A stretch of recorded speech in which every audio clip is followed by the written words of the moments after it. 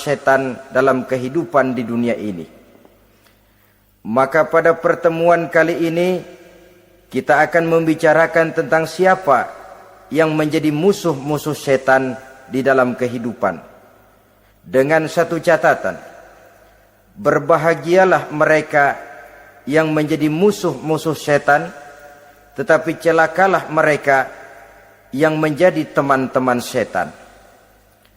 Bagaimanapun juga di dalam kehidupan ini, apabila orang telah memproklamirkan bendera permusuhan kepada kita, maka kita tentu seharusnya bersikap waspada dan mawas diri. Demikian juga iblis dan seluruh bala tentaranya yang terdiri daripada setan-setan. Mereka telah mengibarkan bendera permusuhan kepada Nabi Adam dan anak cucunya, kepada kita umat Rasulullah sallallahu alaihi wasallam. Akan sengsara dan celaka jika kepada iblis dan setan yang telah nyata-nyata mengibarkan bendera permusuhan itu kita mengadakan toleransi, mengadakan kerjasama, dan menjadi budak yang memperturutkan kemauan daripada iblis dan setan. Siapa yang menjadi musuh-musuh setan dalam kehidupan ini? Inilah pertanyaan berikutnya yang diajukan oleh baginda Rasul kepada iblis. Hai iblis, kalau teman-temanmu adalah seperti yang telah engkau jelaskan tadi, sekarang cobalah beritahu saya, siapa di antara umatku yang menjadi musuhmu dalam kehidupan ini? Atas pertanyaan ini iblis laknatullah menjawab, ya Rasul, musuh-musuhku di antara umatmu, pertama anta ya Muhammad. Musuhku yang pertama adalah engkau, wahai Muhammad. Kenapa iblis mencatat Nabi Muhammad sebagai tokoh nomor satu dalam deretan musuh-musuhnya? Mudah difahami. Pertama, keberadaan Rasul merupakan rahmah lil alamin, rahmah bagi lingkungan. Yang kedua, beliau berfungsi menyelamatkan manusia dari tempat yang gelap gulita, dari tempat kesesatan menuju tempat yang terang benderang penuh berisi petunjuk dan hidayah dari Allah Subhanahu wa taala. Maka menurut iblis, inilah manusia perintang pertama atas segala daya dan usahanya menggelincirkan manusia ke jalan yang dimurkai oleh Allah Subhanahu wa taala. Kalau kita baca sejarah, risalah yang dibawa oleh Nabi Muhammad ini memang merupakan risalah yang membawa rahmah bagi alam sekitarnya. Ada sedikit perbedaan dengan risalah-risalah sebelum beliau. Sepertinya risalah yang dibawa oleh para rasul terdahulu itu mempunyai efek yang langsung pada kehidupan di dunia ini. Nabi Nuh misalnya menyampaikan agama. Hai umatku, ini agama. Umat menentang, turun banjir yang menenggelamkan orang-orang kafir. Azab diturunkan pada waktu itu juga, pada saat nabinya masih hidup. Jadi azabnya itu jenis cash, kontan. Nabi Soleh, hai umatku, ini agama. Mereka menolak, turun gempa bumi yang amat hebat menggulung orang-orang kufur. Nabi Musa, hai umatku, ini agama. Mereka menolak, sebagian ditenggelamkan di Lautan Merah, sementara sebagian lain dikutuk menjadi monyet-monyet yang hina, seperti diceritakan dalam Al-Quranul Karim. Lain dengan Rasulullah Sallallahu Alaihi Wasallam. Bagaimanapun kurang ajarnya umat yang dihadapi oleh beliau, bagaimanapun menentangnya jamaah yang dihadapi oleh beliau, azab tidak turun sepanjang beliau masih hidup. Ini merupakan jaminan dari Allah, wa ma kana Allahu liyu'azzibahum wa anta fihim. Allah sama sekali tidak akan menurunkan azab selama engkau wahai Muhammad masih hidup di tengah-tengah umatmu. Jadi keberadaan Nabi Muhammad merupakan jaminan keselamatan bagi umatnya. Selama beliau masih hidup, azab tidak turun bagaimanapun kurang ajarnya umat. Di sini sedikit bedanya dengan nabi-nabi terdahulu. Juga perbedaan dalam pola dakwah. Nabi Nuh ketika dakwahnya ditolak oleh umat, keluar doanya meminta umatnya ditenggelamkan. Tetapi Nabi kita ketika dilontari batu oleh umat, malah beliau mendoakan umatnya agar memperoleh hidayah. Oleh sikap yang semacam ini, wajar lalu iblis menganggap Nabi Muhammad sebagai musuh ranking pertama. Yang kedua, siapa musuhmu di antara umatku? Yang kedua kata iblis, musuhku Muhammad imamun adil. Pemimpin yang adil. Itu yang akan menjadi musuhku di dunia ini. Putus asa iblis menghadapi pemimpin yang adil. Tipu dayanya tidak terkena. Segala tingkah polanya tidak diperturutkan. Imam yang adil, pemimpin yang adil merupakan musuh daripada iblis laknatullah alaih. Apa sebabnya? Karena pemimpin yang adil mempunyai dampak dalam kehidupan di dunia ini. Melindungi orang banyak, menenteramkan orang banyak. Makin aman, tentram, tenang situasi dan kondisi, makin mudah orang melaksanakan ibadah. Makin tekun orang melaksanakan ibadah, makin dekat dia dengan Allah. Makin dekat manusia dengan Allah, makin jauh dia dari iblis. Sebab dua hal ini selalu kontradiktif. Jika kita jauh dari Allah, tentu dekat dengan iblis. Jika kita jauh dari iblis, harus dekat tentu dengan Allah. Dan begitu selanjutnya. Dalam kaitannya dengan kehidupan kita sekarang, saudara-saudara, inilah pentingnya membangun manusia pembangunan. Semua tugas-tugas besar, semua pekerjaan-pekerjaan yang baik harus berangkat dari niat yang baik, berangkat dari hati yang bersih. Siapapun adanya kita, apapun profesi kita. Yang jadi kiai, marilah berangkat dari niat yang bersih. Yang jadi mubalik, marilah berangkat dari niat yang bersih. Niatnya itu mau menghidupkan Islam atau mau cari hidup jual Islam. Kalau mau menghidupkan Islam, mari sama-sama kita berjuang. Tapi kalau mau cari hidup untuk dengan menjual Islam, minggir saja daripada nanti bikin malu. Yang mengurus masjid, mari berangkat dari niat yang bersih. Ngurus masjid itu niatnya mau menghidupkan masjid atau mau cari hidup di dalam masjid. Kalau mau menghidupkan masjid, mari. Tapi kalau mau mencari hidup di dalam masjid, tolong minggir saja daripada nanti bikin aib. Yang jadi orang alim, mari berangkat dari niat yang bersih. Jangan memperjualbelikan fatwa yang halal dikatakan haram, yang haram jadi samar-samar, nanti membingungkan umat. Berangkat dari niat yang bersih, membangun manusia pembangunan. Ini barangkali istilah yang lebih kena. Saudara-saudara kaum muslimin rahimakumullah. Setiap kita pada hakikatnya punya bakat. Secara fitrah yang kita bawa, bakat apapun kita ini punya. Saudara punya bakat jadi pemimpin, saudara pun punya bakat jadi pengkhianat. Saudara punya bakat jadi orang soleh, saudara juga punya bakat jadi orang salah.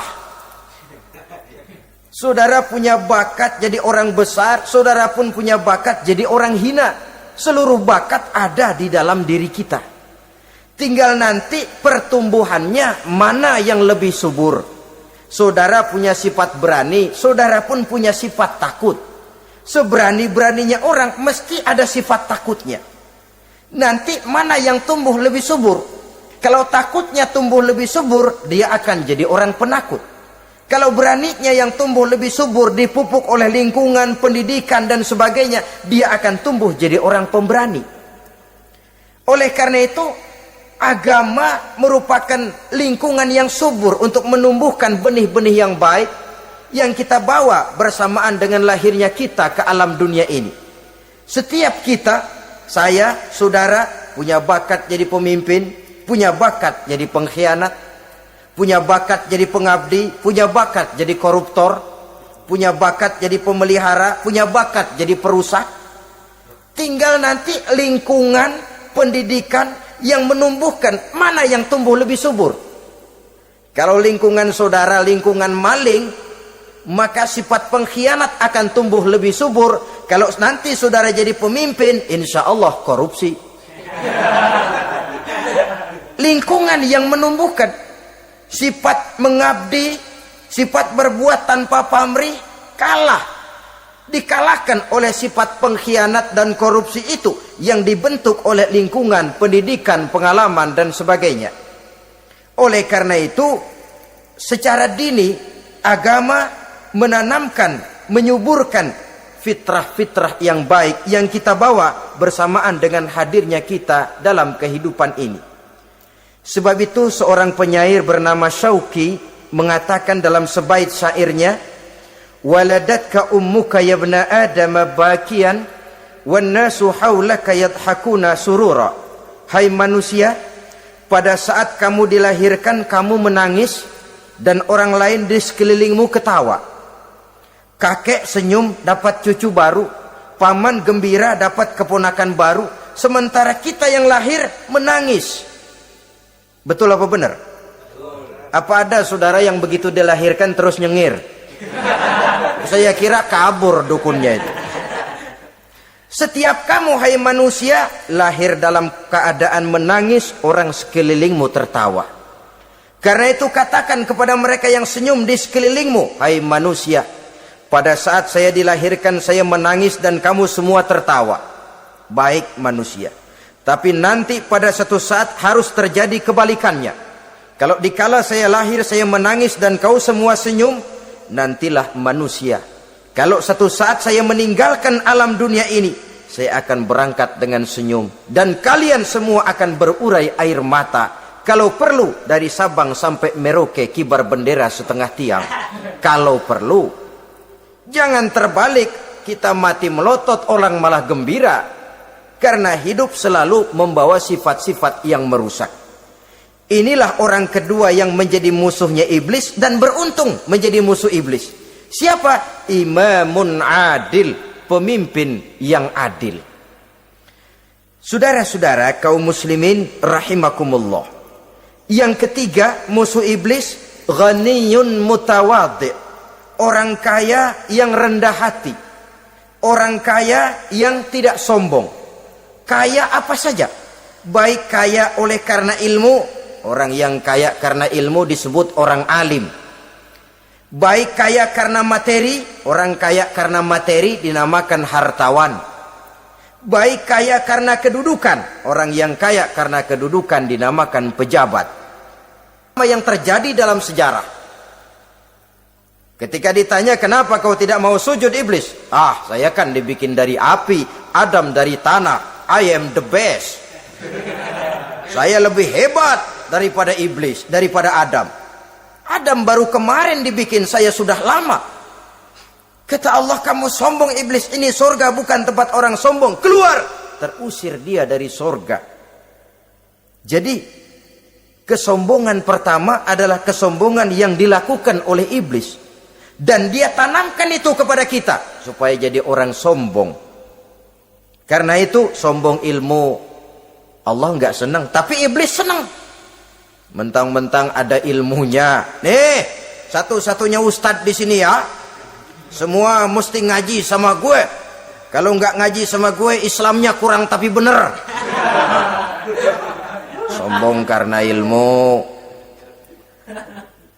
Sombong karena pangkat. Mentang-mentang pakai bintang di pundak, jalan pundak duluan.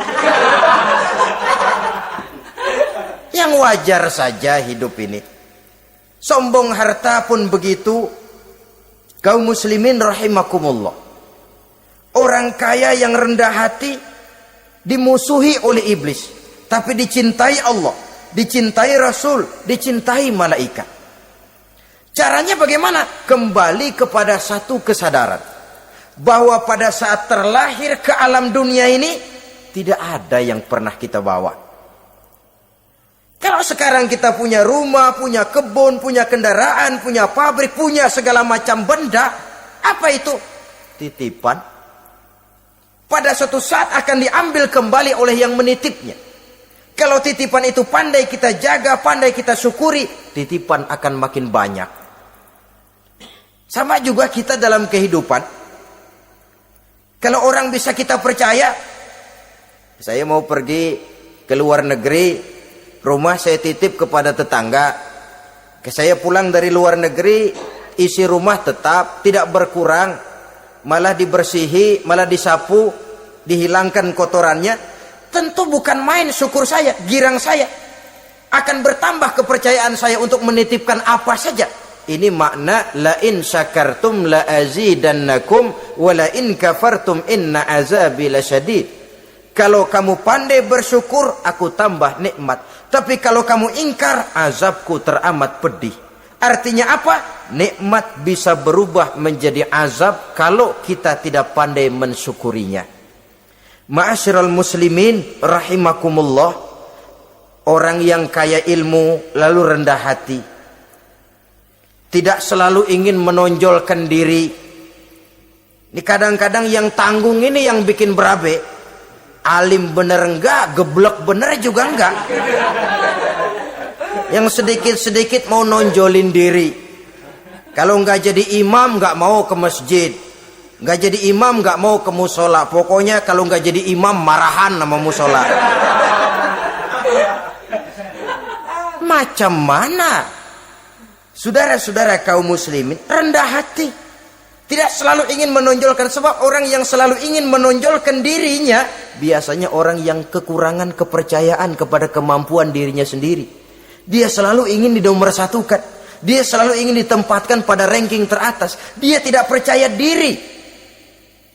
Orang yang percaya diri dapat bersikap wajar dalam kehidupan. Begitu juga kaya karena harta, dengan menyadari bahwa harta bagaimanapun banyaknya titipan dari Allah. Pada suatu saat akan kembali. Dia harus dimanfaatkan sesuai dengan kehendak yang menitipnya. Begitu juga kaya oleh karena pangkat, kedudukan dan jabatan. Pada suatu saat jabatan itu akan hilang dari diri kita. Karenanya sering saya jelaskan bahwa pangkat di dunia ini yang paling tinggi pensiun. Titel yang paling akhir almarhum. Saudara setuju atau tidak, titel itu akan saudara dapat. Bagaimanapun kita cinta kepada pangkat, kedudukan, entah pada akhirnya suatu saat akan sampai kepada posisi yang namanya pensiun. Kalau sadarlah kita kepada pemikiran ke arah sana, maka untuk mencapai kekayaan, baik kekayaan harta, kekayaan kedudukan, tidak lalu menghalalkan segala cara untuk mencapai tujuan. Tapi dibatasi oleh norma dan kaedah yang harus dia taati, baik kaedah agama maupun kaedah bernegara. Inilah orang ketiga yang menjadi musuhnya iblis, orang kaya yang rendah hati, orang kaya yang tidak sombong. Yang keempat, saudara-saudara, tajirun shadiq, pedagang, pengusaha yang jujur. Iblis gedek betul, benci bukan main sama pengusaha, sama pedagang yang jujur, yang tidak ngurangi timbangan, tidak nipu pembeli, tidak barang yang jelek dibilang bagus, atau yang bagus di atas yang jelek di bawah, atau dicampur yang baik dengan yang jelek supaya kelihatan semuanya jadi baik. Semua orang ingin untung, tidak ada kecuali siapapun orangnya, dan itu wajar.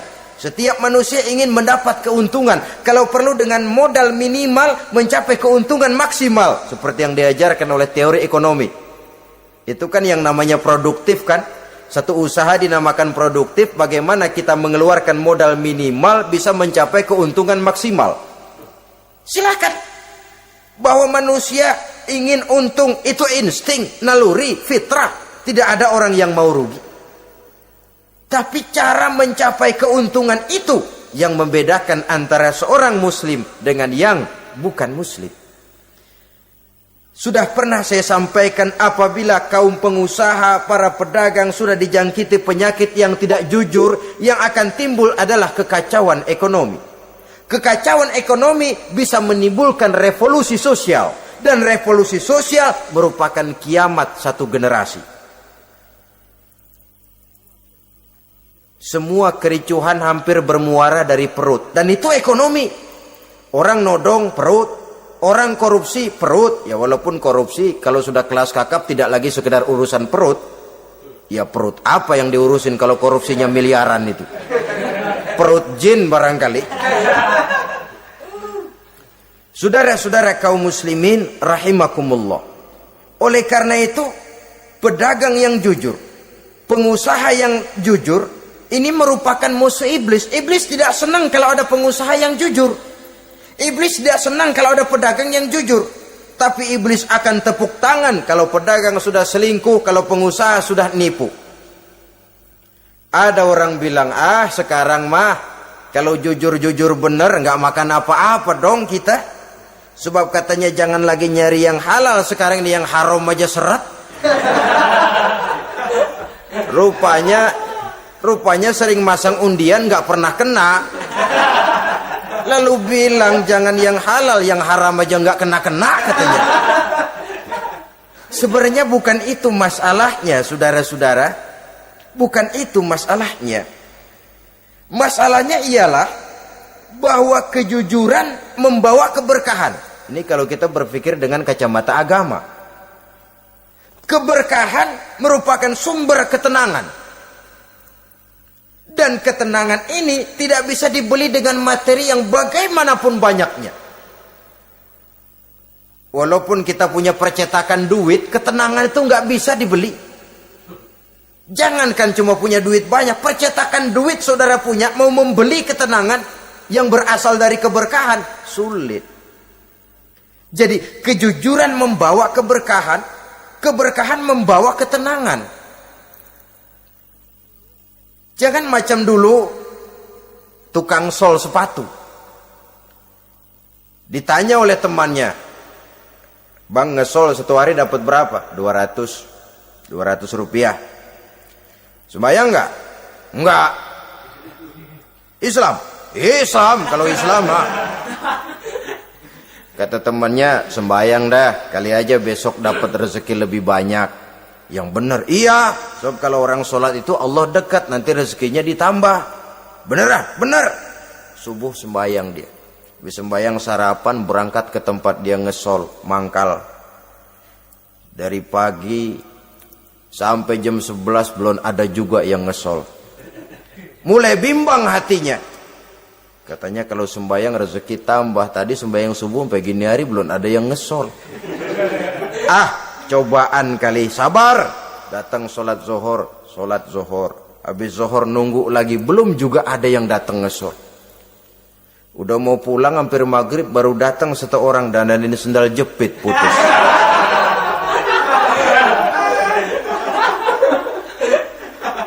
Sudah bayar 25 rupiah, pulang dia si tukang sol ini, ketemu sama temennya yang nyuruh sholat tadi. Ditanya, bagaimana penghasilan ini hari? Apa dijawab? Gua kapok deh sembayang.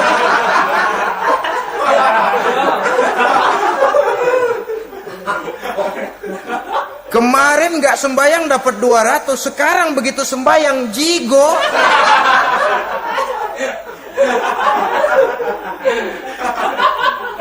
Dia tidak sadar bahwa dengan dari kacamata agama 25 rupiah yang membawa berkah jauh lebih baik ketimbang 200 uang panas.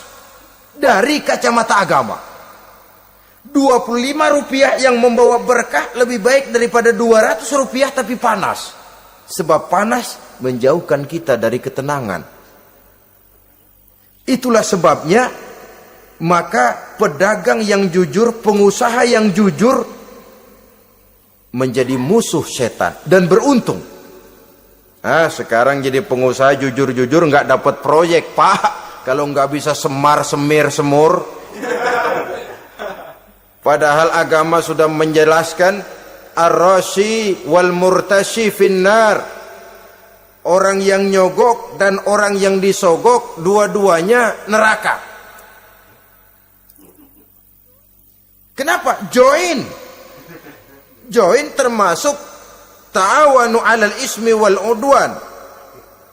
berbuat bertolong-tolongan dalam berbuat dosa dan kesalahan. Kalau hadiah, lain hadiah. Kalau sodako, lain sodako. Tapi yang namanya semir, suap, ar-rashi wal murtashi finnar. Saudara-saudara kaum muslimin rahimakumullah. Jadi pedagang yang jujur, pengusaha yang jujur merupakan salah satu roda perekonomian. Kegoncangan ekonomi akan menimbulkan dampak sosial yang sangat luas dan kompleks. Yang pada giliran puncaknya, dampak paling negatifnya, dia sanggup menggerakkan terjadinya revolusi sosial. Bukankah sebagian besar gerak hidup manusia dimotivasi oleh keinginan untuk mempertahankan kelangsungan hidup? Dan kelangsungan hidup artinya mulut. Mulut itu artinya perut, dan itu artinya makan. Setelah itu mungkin baru pangan, baru sandang, baru dia berpikir pakaian dan sebagainya. Jadi karena dia merupakan penggerak roda ekonomi, pedagang yang jujur, pengusaha yang jujur mutlak diperlukan dalam kehidupan ini. Sebab sekali lagi, kejujuran akan membawa keberkahan, keberkahan memberikan ketenangan dalam kehidupan. Oleh karenanya kita umat Islam, biarin duit kita banyak, asal berkah. Itu tentu idealnya. Ketimbang dikit tidak berkah, lebih baik ia banyak, ia berkah. Dan keberkahan itu datang lewat kejujuran. Kejujuran ini sudah dicontohkan oleh Rasul pada saat beliau berniaga ke negeri Syam. Dikala berumur 9 tahun, bahkan dikala berumur 25 tahun, seketika membawa dagangan